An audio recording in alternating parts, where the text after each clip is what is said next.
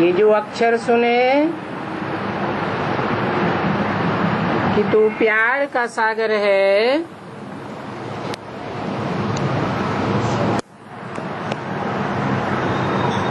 तुम बच्चे जानते हो कि ये बाप सबसे प्यारा है, इसलिए कहते हैं प्यार का सागर है। बाप को जब याद करते हो तो बेहद का वर्षा भी याद आ जाता है। बेहद का वर्षा है ही सुख शांति, अल्पकाल की शांति नहीं, अल्पकाल का सुख नहीं, सदा काल का सुख और सदा काल की शांति।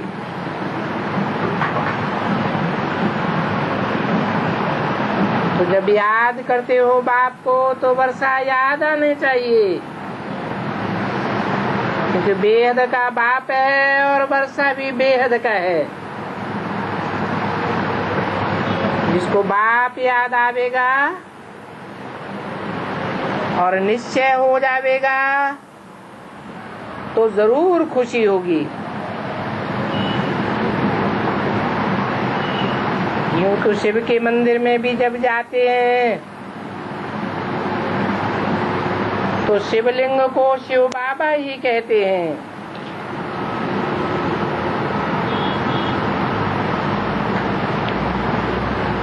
शिवलिंग को शिव बाबा क्यों कहते हैं?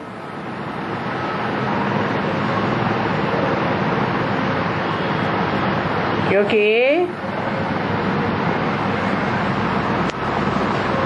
शिव उसमें रखी हुई बिंदी का नाम है और बाबा साकार को कहा जाता है। साकार रूप बड़ा रूप होता है, बिंदी तो छोटी होती है। तो वो शिवलिंग को शिव बाबा तो कहते हैं, परंतु उनके शिव बाबा कहने से उनको इतनी खुशी नहीं होती है जितनी खुशी तुम बच्चों को होती है। वो तो शिवलिंग पर फूल चढ़ाते हैं, दूध आदि चढ़ाते हैं, परंतु तुमको तो दूध आदि चढ़ाने की दरकार ही नहीं रहती।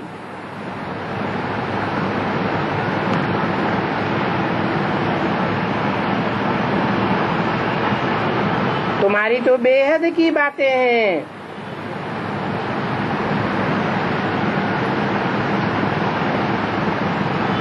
तुम तो बेहद का फूल चढ़ाते हो। तुम्हारे तो चैतन्य फूल हैं। वो भक्त दूध चढ़ाते हैं, परंतु उनको पता ही नहीं है कि भगवान बाप जब आते हैं और 5000 वर्ष के ड्रामा की शूटिंग कराते हैं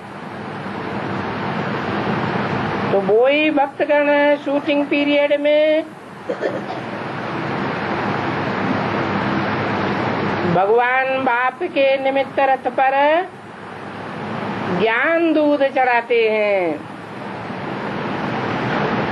जिस दूध में पानी ज्यादा होता है और दूध कम होता है, अर्थात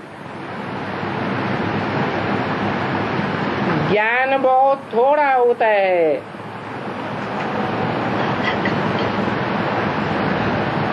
अभी तुमको तो दूध आदि चढ़ाने की दरकार नहीं है।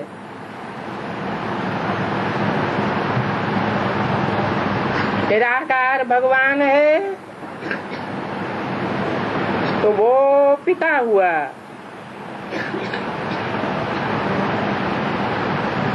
बाप तो बच्चों को सब कुछ देता है,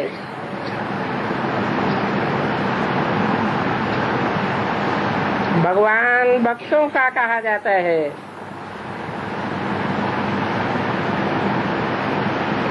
और वो ही भगवान रचयिता है। रचयिता बाप को कहा जाता है।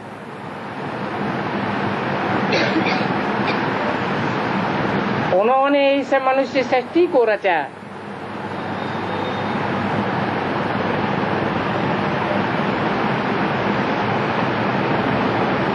जब रचते हैं तो पहले पहले मनन चिंतन मंथन करने वाले मनु की रचना होती है।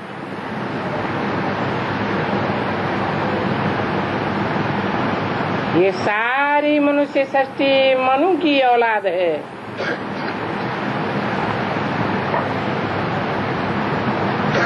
ये भी गाया जाता है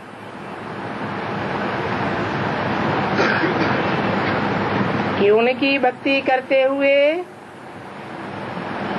फिर भी जितना तुम बच्चों को खुशी का पारा चढ़ता है उतना और किसी को नहीं चढ़ता। और धर्म वालों को इतना खुशी का पारा नहीं चढ़ता।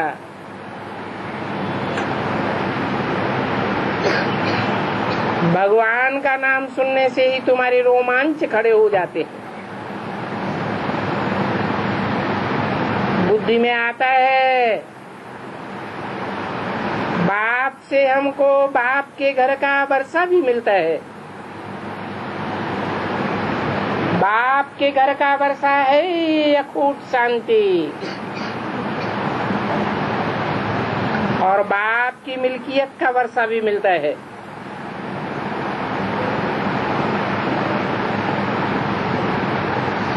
तुम बच्चे बाप के घर में ही जन्म लेते हो।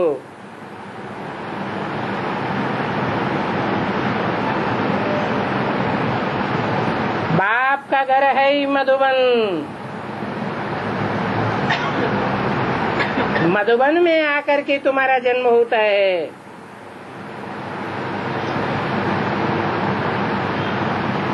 उसमें कोई फिरती गिरती नहीं हो सकती।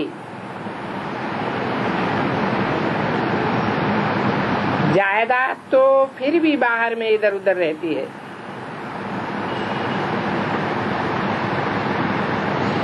भले घर भी जायदाद है परंतु प्रॉपर्टी की फिरती गिरती हो जाती है।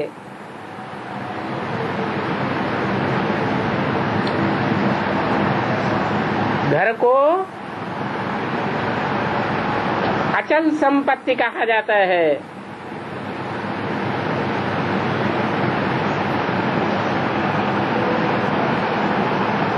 प्रॉपर्टी को चल संपत्ति कहा जाता है। तुम बच्चे भी जानते हो हम बाप के घर के मालिक बनते हैं। जो घर है कभी भी बदली सदली नहीं हो सकता। स्वीट होम का बदली सदली नहीं होगा। बाकी राजाई तो कितना बदल सदल हो जाती है।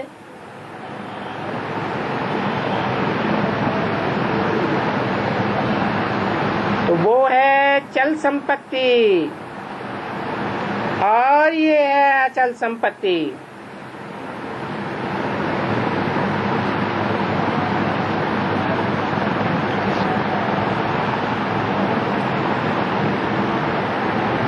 मुक्तिधाम चल संपत्ति है।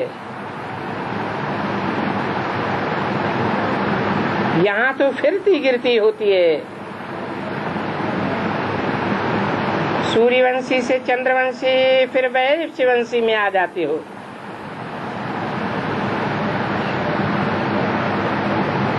तो मुक्ति होती है और फिर जीवन मुक्ति होती है। फिर तुम जीवन बंध में आ जाते हो।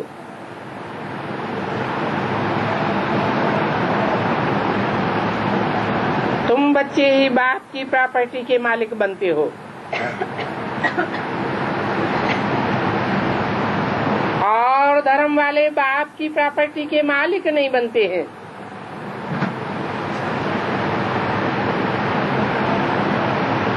तुम जानते हो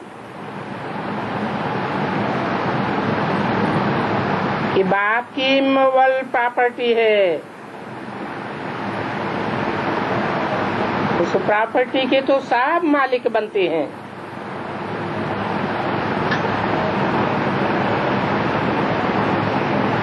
बाकी जो चंद संपत्ति है वो नंबरवार मिलती है बच्चों को, परंतु तुमको सबसे जास्ती और सबसे अच्छी प्रॉपर्टी मिलती है।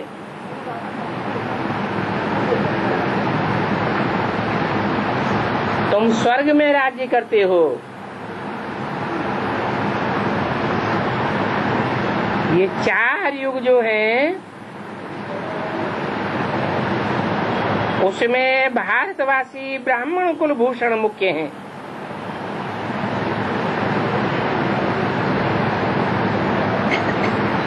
सबको भारतवासी नहीं कहेंगे। जो देवी देवता धर्म वाले हैं वो ही असल भारतवासी है।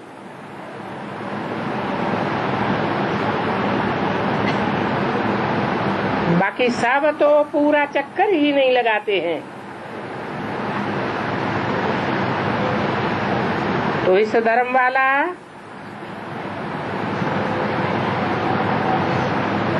कोई और किसी धर्म में कन्वर्ट हो गया होगा, वो जरूर निकल आवेगा।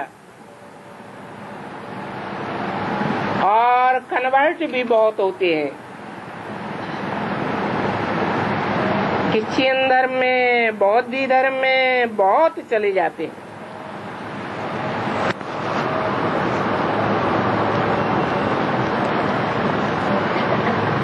और धर्मों में बहुत क्यों चले जाते हैं?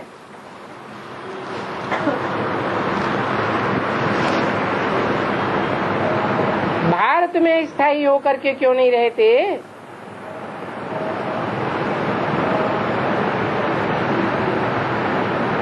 क्योंकि दुनिया में भी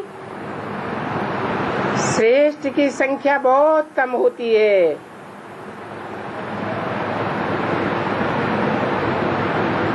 और निष्कष्ट की संख्या ज्यादा होती है। तो और धर्म में बहुत चले जाते हैं। हाँ, जब बाप आते हैं तो उन धर्मों से निकल करके कोई आ सकते हैं।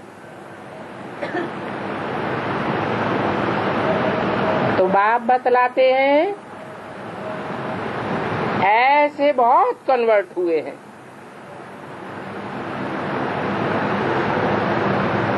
अभी देखने में आता है वो कन्वर्ट होने वाले भी कोई समय निकल करके आ जाएंगे।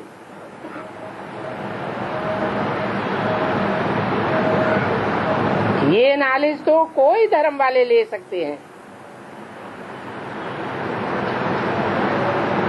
इस सृष्टि चक्र को जानना तो बिल्कुल कॉमन है। बल कितने भी डल हेडेड हैं तो भी उनकी बुद्धि में ये तो आता है ना कि ये सृष्टि चक्र है।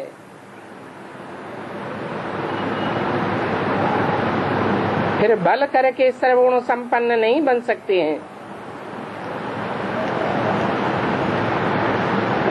ऐसे भी नहीं है कि सृष्टि चक्र को जानने से कोई सर्वगुण संपन्न बन जाएंगे। नहीं, ये तो पढ़ाई है, वो होती है हद की पढ़ाई,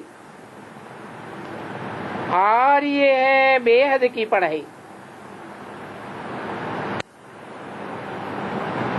ये बेहद की पढ़ाई सिर्फ तुम बच्चे ही जानते हो। क्यों? क्योंकि तुमने ही इतनी बड़ी दुनिया में बाप को पहचाना है। तुम बेहद के बाप के बच्चे हो। तुम्हारी बुद्धि में ये रहना है कि ये चक्र कैसे फिरता है।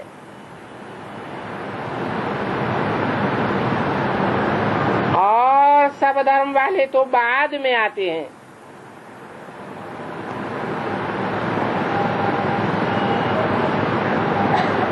तो तुम्हारे लिए ये नॉलेज बहुत सहज है, क्योंकि तुम तो सृष्टि के आदि में ही आ जाते हो। परंतु कोई ये भी मुश्किल से समझते हैं। है तो बहुत सहज, परंतु फिर इतना योगी बनना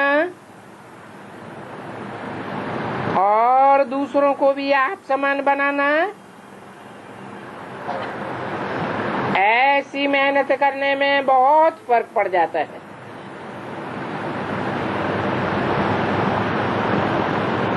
कोई भी के तो अच्छा नाम निकालते हैं,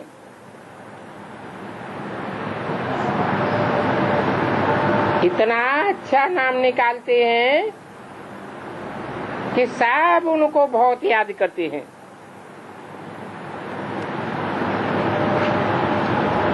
अच्छा, सृष्टि चक्र को तो जाना, फिर जानने के साथ साथ वो अवस्था भी चाहिए।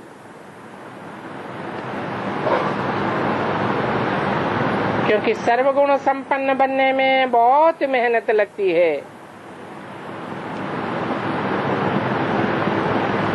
पुरुषार्थ करते करते कोई न कोई अवगुण निकल पड़ता है।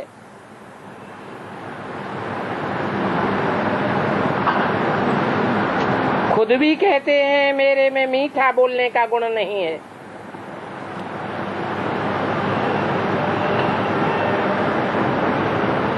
इसके लिए मुझे बहुत पुरुषार्थ करना पड़ता है। बाकी एम ऑब्जेक्ट तो सीधी है। बाबा ने कल रात को भी समझाया कि तुम ये लिख सकते हो, हम 5000 वर्ष पहले मुआफिक फिर से ये राजयोग सीख रहे हैं। कहाँ भी प्रदर्शनी हो व प्रोजेक्ट दिखाया जाए तो ये वंडरफुल बात जरूर लिखनी चाहिए कि 5000 वर्ष पहले मुआफिक फिर से तुमको इस प्रदर्शनी द्वारा राजयोग सीखने के लिए युक्ति बताई जाती है। बाप कहते हैं कि 5000 वर्ष पहले मुआफिक तुम श्रीमत द्वारा ये पुरुषार्थ कर रहे हो।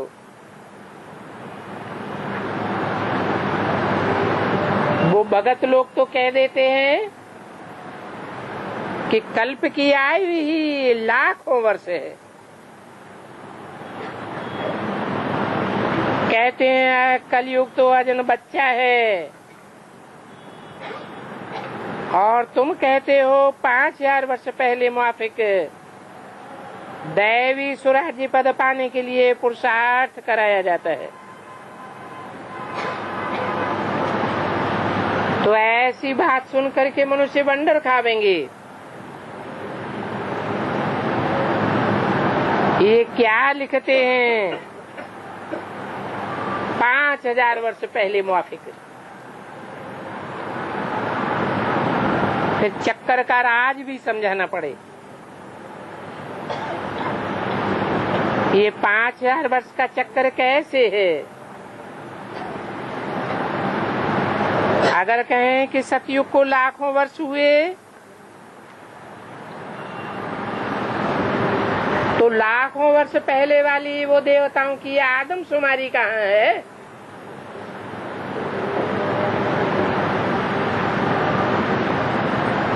अगर सतयुग को लाखों वर्ष देवे तो देवताओं की आदमशुमारी 33 करोड़ ही क्यों कहते हैं? हिंदुओं की आदमशुमारी कम निकलती है और धर्म वालों की आदमशुमारी कितनी जास्ती हो गई है। हिंदू और धर्मों में कन्वर्ट हो गए हैं।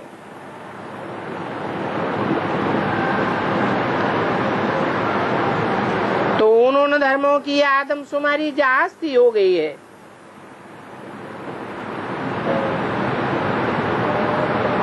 हिंदुओं से कितने मुसलमान बने होंगे?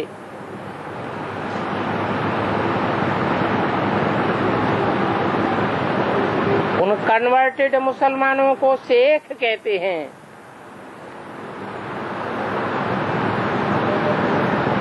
तेईस 11/65 की वाणी का दूसरा पेज। ऐसे कन्वर्ट होने वाले भी बहुत हैं।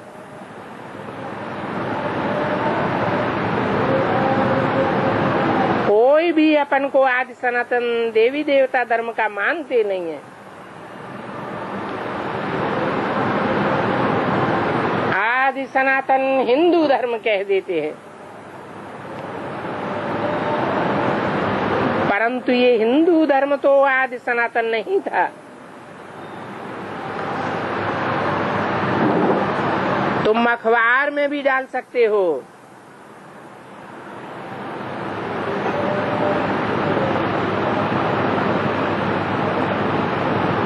कि सनातन धर्म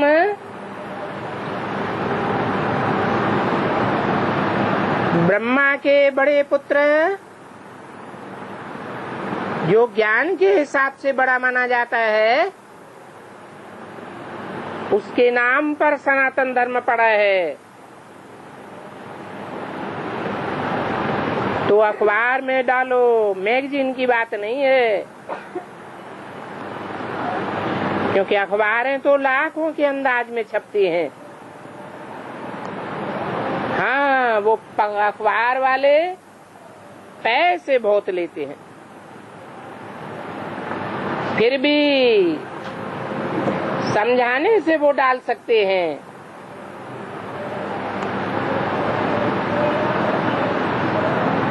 चक्कर भी डाल सकते हो। बाबा ने जो प्रश्न लिखा है, गीता का भगवान शिव है व कृष्ण है, वो बात भी अखबार में डाल सकते हैं।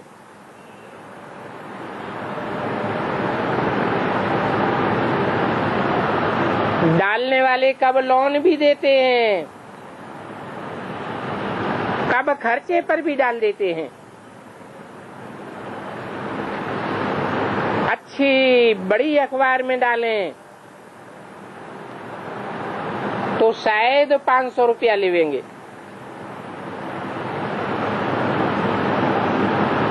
परंतु मुश्किलात ये है कि एक दिन ही डालेंगे बस।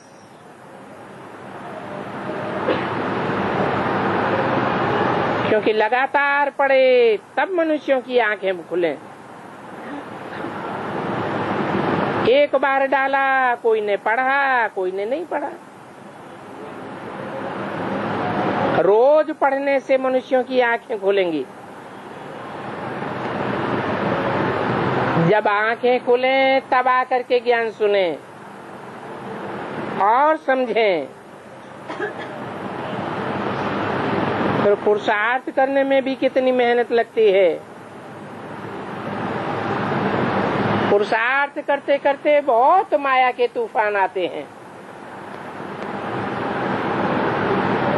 तो मेहनत है अखबार में डालना, प्रदर्शनी करना, और प्रदर्शनी तो एक गांव में होगी,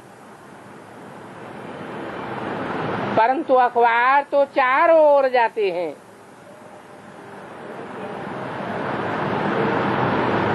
अखबार पढ़ने वालों के सारा दिन ख्यालात चलते रहते।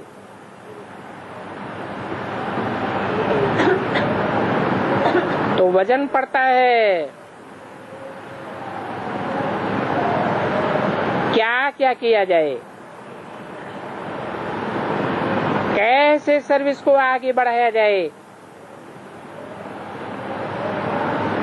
तुम बच्चे हो सच्चे सच्चे खिदमतगार बच्चे। तुम्हारा नाम है खुदाई खिदमतगार।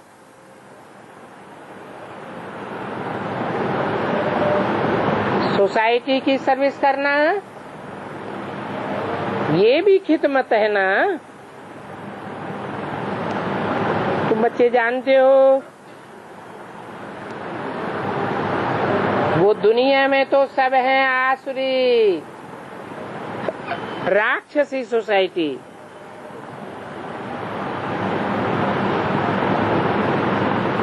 अब उनको दैवी सोसाइटी बनाना है।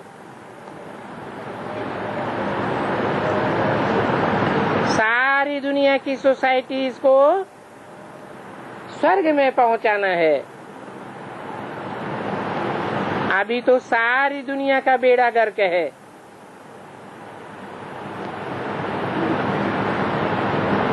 ये दुनिया पहले पहले स्वर्ग थी,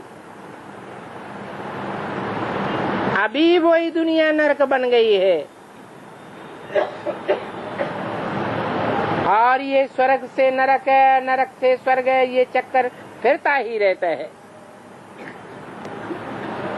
ये सारा ड्रामा बना हुआ है।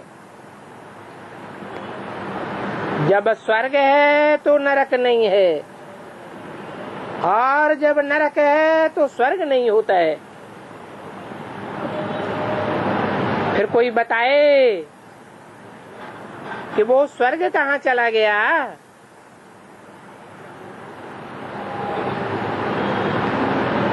स्वर्ग जो ऊपर था वो नीचे चला गया। ये ड्रामा को तो फिर नहीं है। और ये चैतन्य ड्रामा है।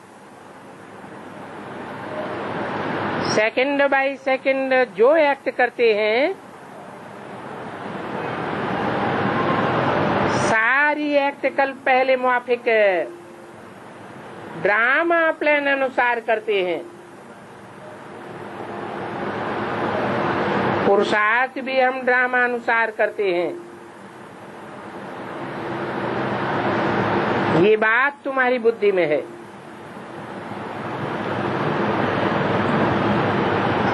ऐसे क्यों कहा कि पुरुषार्थ भी हम ड्रामा अनुसार करते हैं? क्योंकि हम आत्माओं में अनेक जन्मों का रिकॉर्ड भरा पड़ा है, जो अविनाशी रिकॉर्ड है। वो ड्रामा की रील में घूमता रहता है।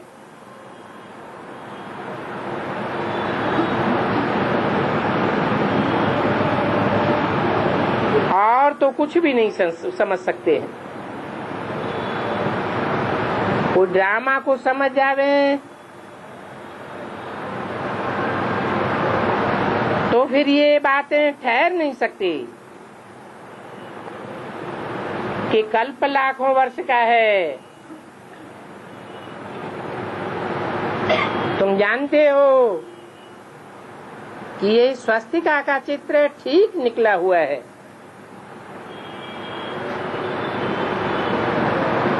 इस स्वास्तिका की पूजा भी करते हैं।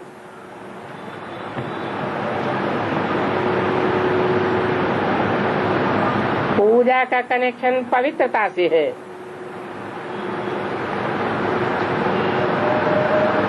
परंतु उन पूजा करने वालों को ये पता नहीं है कि ये स्वास्तिका क्या चीज है।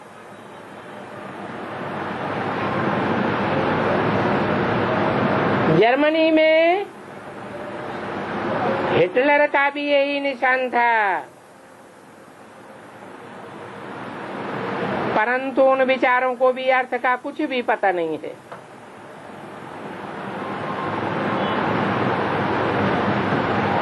तो ये चक्कर की बात समझानी पड़ती है। अभी तुम्हारी बुद्धि में ये चक्कर फिरता रहता है। तुम मास्टर ज्ञान सागर हो तो तुमको खुशी भी होती है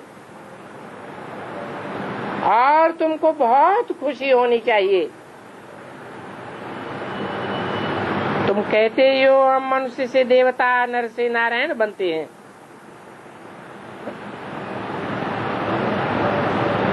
ये राजयोग है, राजाई प्राप्त कराने का योग है। दुनिया का बड़े से बड़ा राजा नारायण है।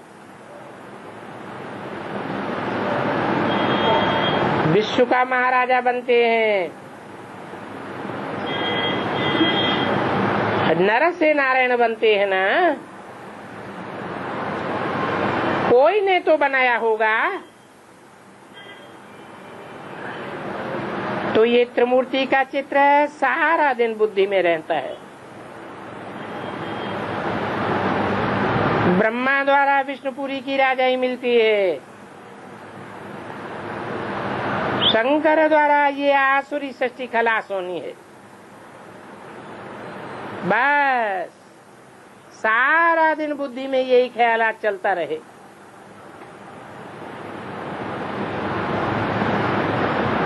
बहुत खुशी में रहना होता है। बाबा लॉकेट भी बनवाए रहे हैं, जिस लॉकेट से तुम बहुत सहज रीत समझा सकते हो।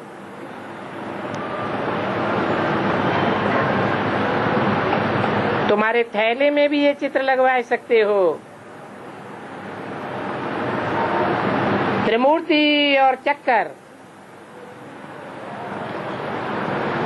और ये चित्र तो सब जगह लगाना जरूरी है। ये चित्र सर्विस के लिए ही दिया जाता है। जो सेंसिबल बच्चे होंगे वो इस चित्र पर अच्छी रीति जाकर के समझावेंगे।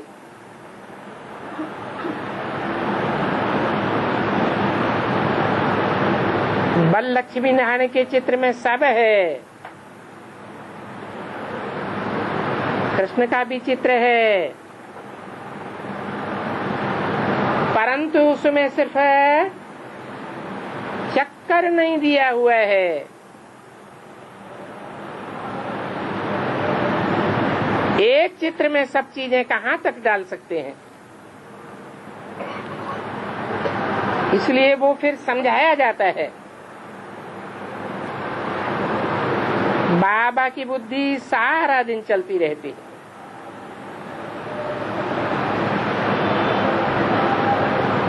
लक्ष्मी नारायण का मंदिर बहुत अच्छा बनाते हैं।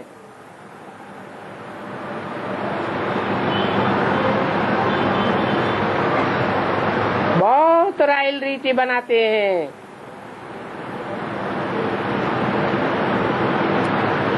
ऐसे तो कृष्ण के चित्र भी अच्छे अच्छे बने हुए हैं,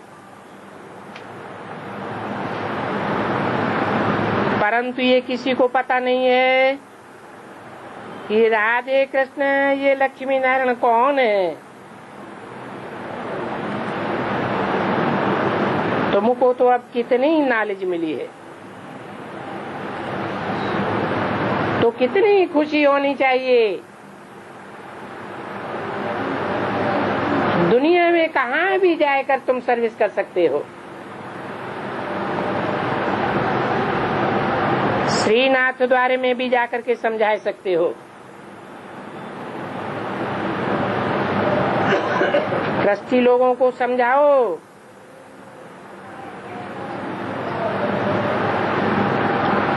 कास्केट लेकर के कोई भी बड़े आदमी को खोल कर बैठ समझाने से बहुत खुशी होगी।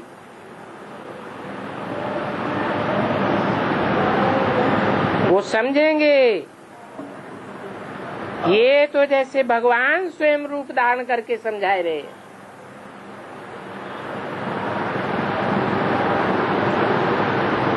कोई कोई बच्चों में सर्विस का हिरस होता है,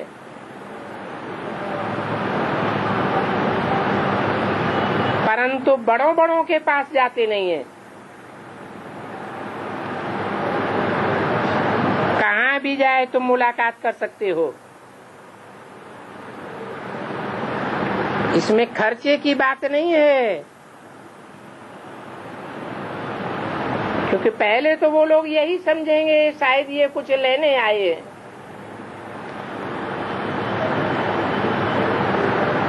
सर्विस के लिए अनेक प्रकार की युक्तियां रचनी चाहिए। युक्तियां नहीं रचते हैं तो टाइम वेस्ट हो जाता है।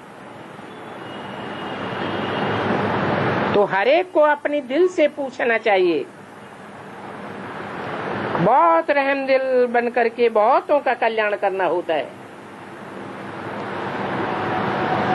अगर ज्ञान का स्वाद नहीं है तो रहमदिल बनने का वो नशा भी नहीं चढ़ता है। नहीं तो तुम जैसे बहुत अच्छी सर्विस कर सकते हो। बाबा बच्चों को युक्तियां बहुत समझाते हैं।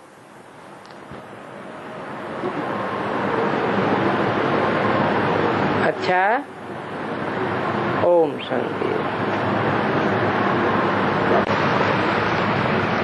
एक छोटा सा रात्रि क्लास है।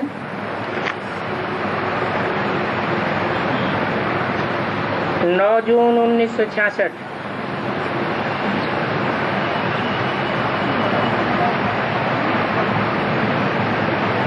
तुमको विश्व की बादशाही मूठ में देते हैं।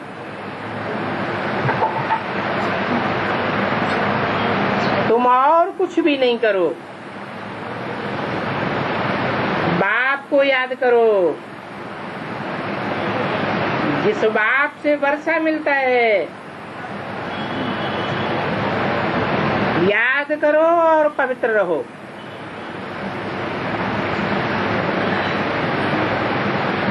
जो कुछ इस दुनिया में देखते हो समझो कि वो सब खत्म हो जाना है।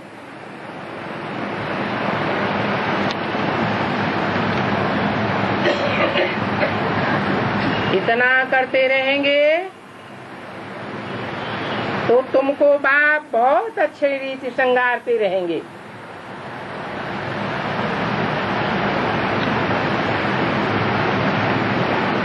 जितना तुम्हारा श्रृंगार होता है इतना और कोई का श्रृंगार नहीं होता है।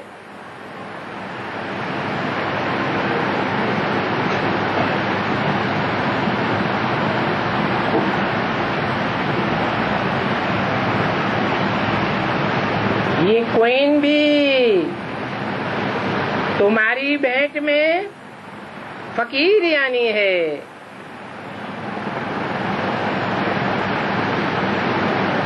बाप तुमको कितनी अच्छी रीति समझाते हैं, सहज युक्ति बताते हैं। बाप से ही तुम तमो प्रधान से सतो प्रधान बन सकते हो।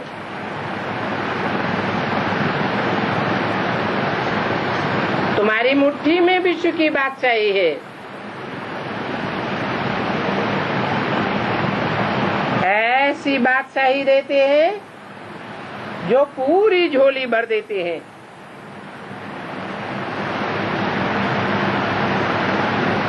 कई कई ऐसे देह अभिमानी होते हैं जो देह अभिमान के कारण झोली भरते तो हैं लेकिन छेद होने के कारण सारा बह जाता है।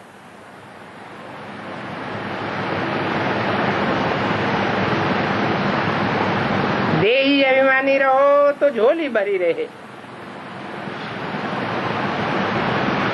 अथाह धन मिलता है सिर्फ बाप को याद करने से। बाप कहते हैं तुम भक्ति मार्ग में आधा कल्प याद करते आए हो,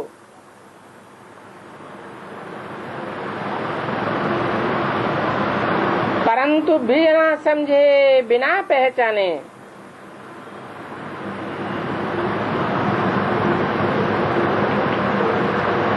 कहते थे हम अपना ठिक्कर ठोबर आपको दे करके आपसे विश्व की बात सही लेंगे।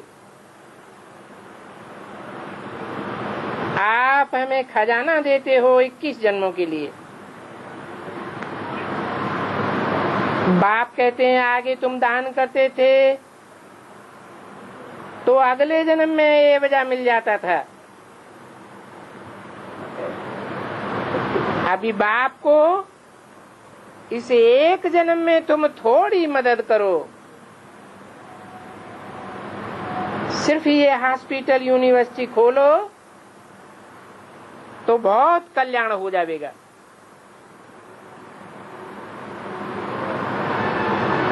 क्या बहुत कल्याण हो जाएगा?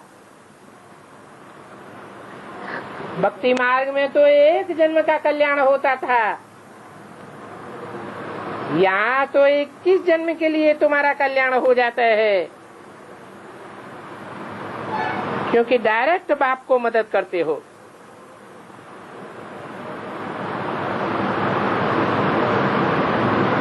तुमको 21 जन्मों के लिए उजूरा मिल जाता है।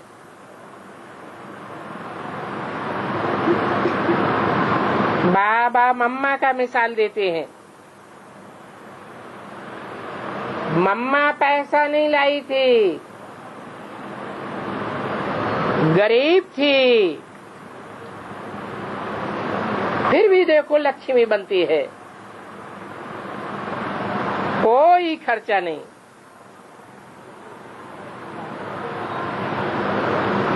बाप को याद करते करते आप समान बनने की सेवा करती थी।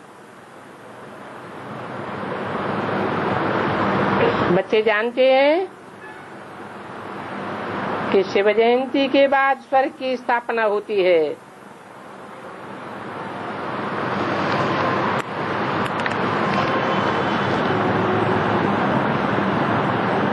शिव जयंती कब कही जाए?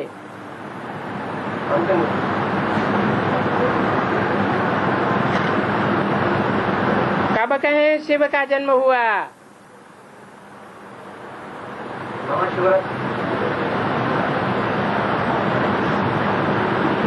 विदेशी लोग तो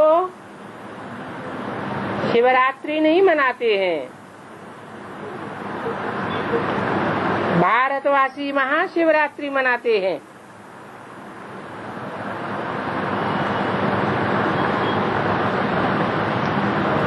विदेशी लोगों के दिन की शुरुआत रात के 12 बजे होती है और भारतवासियों के दिन की शुरुआत सूरज निकलने से होती है।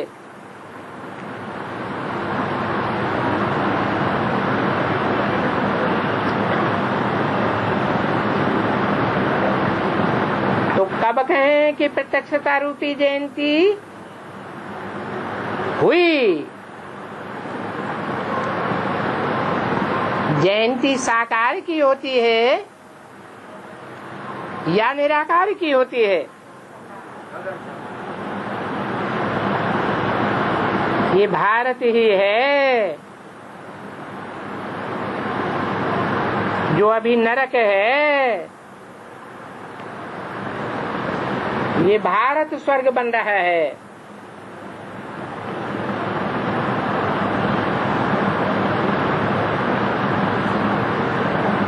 इसका नाम ही है भारत। भगवान बाप जब आते हैं तो भार अर्थात रोशनी में ही रता रहता है।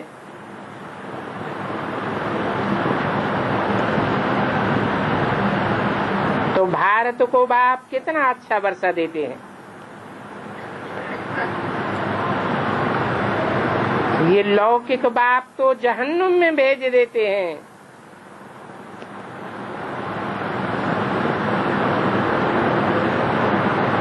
पुरुष कोई को दान करते हैं तो स्त्री को भी आधा मिल जाता है।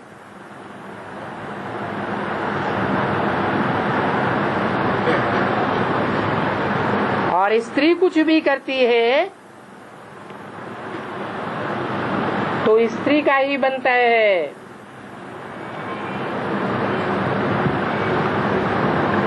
बाप का हिस्सा नहीं बनता।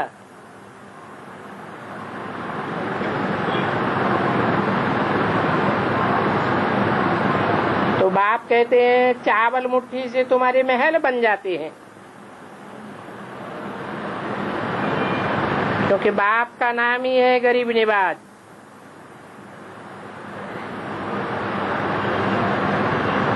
सुदामा की कहानी है ना,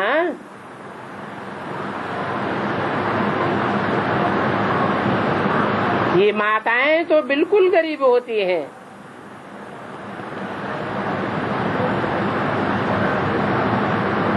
कन्याओं के ऊपर कुछ है नहीं,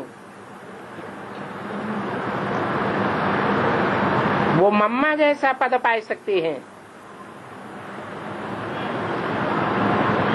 उनकी तकदीर अच्छी है अगर सर्विस करने लग जाएं। राजा बनना है तो प्रजा भी जरूर बनानी पड़े, वारिस भी बनाना है। अगर माला में पिरोना है तो वारिस भी बनाना पड़े।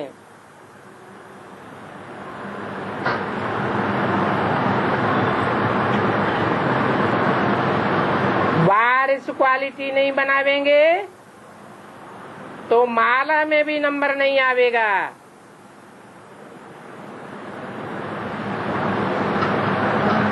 ड्रामा अनुसार हम साक्षी होकर के देखते रहते हैं।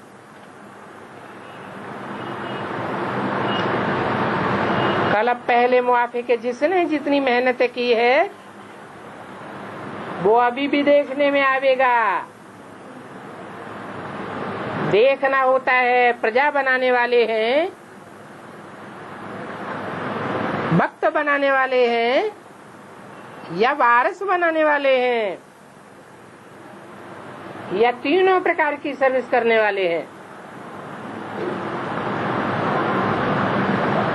बाप के वारिस भी होते हैं, बाप की प्रजा भी होती है,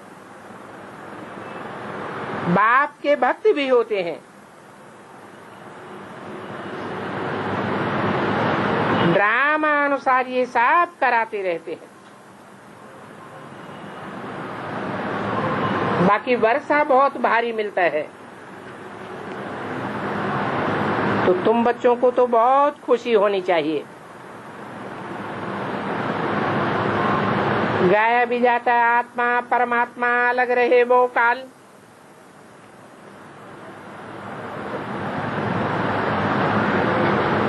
बहुत काल अलग रहे माना कितना अलग रहे।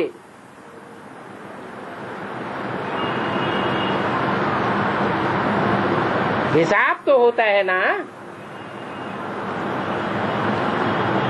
कितना अलग रहे।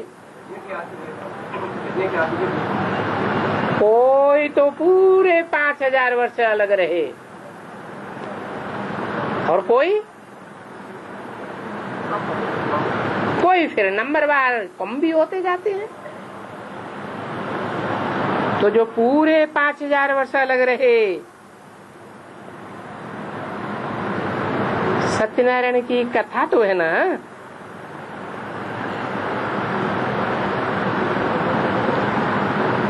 सत्यनारायण की कथा है या सत्यनारायण की कथा है? परंतु नारायण पहले होता है या नर पहले होता है? तो नर सत्य होगा या झूठा होगा? झूठा को सत्य बदल के बाप है। इस दुनिया में तो सारे ही झूठे हैं। झूठे लेना, झूठे देना, झूठे भोजन, झूठ चबेना।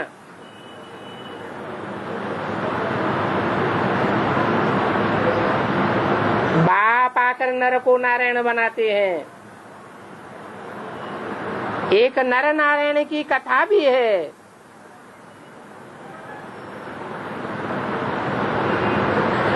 ये कथाएं कहाँ की यादगार हैं?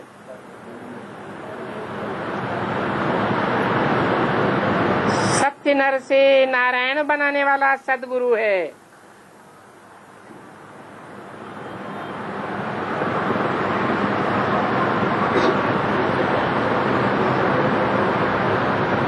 बाकी सब झूठे गुरु हैं।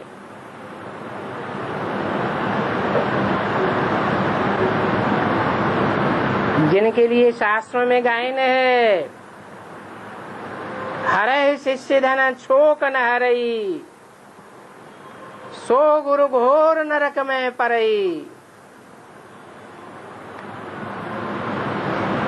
तो सब झूठे गुरु हैं, अपनी भी दुर्गति करते हैं और शिष्यों की भी दुर्गति कर देते हैं।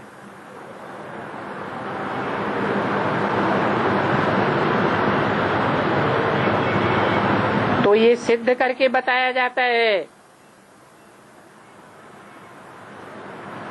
कि गुरु तो साकार ही होते हैं, परंतु उन अनेक साकार गुरुओं के बीच एक ही सदगुरु है, जिसके लिए सिख लोग कहते हैं सदगुरु अकाल मूर्त। मूर्त माने साकार। कैसी मूर्त? अकाल, जिसको काल खा नहीं सकता। सत्य ही अकाल होता है। सत्य कभी मरता नहीं है, झूठे खलास हो जाते हैं।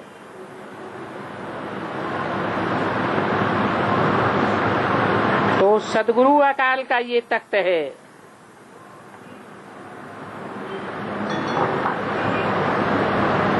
ये भ्रकुटी आत्मा का तख्त है। जिस तख्त पर बैठ करके आत्मा पार्ट बजाती है,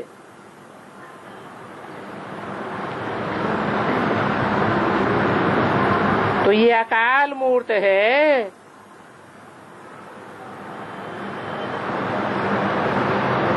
अभी इस अकाल मूर्त ने ये रथ लिया है।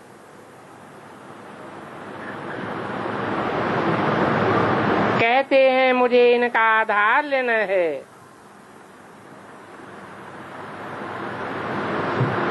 जो आत्मा पहले नंबर में थी वो ही अब लास्ट में है।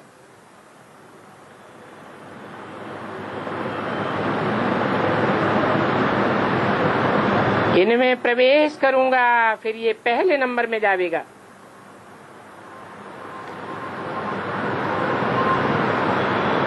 अच्छा, ओम शांति।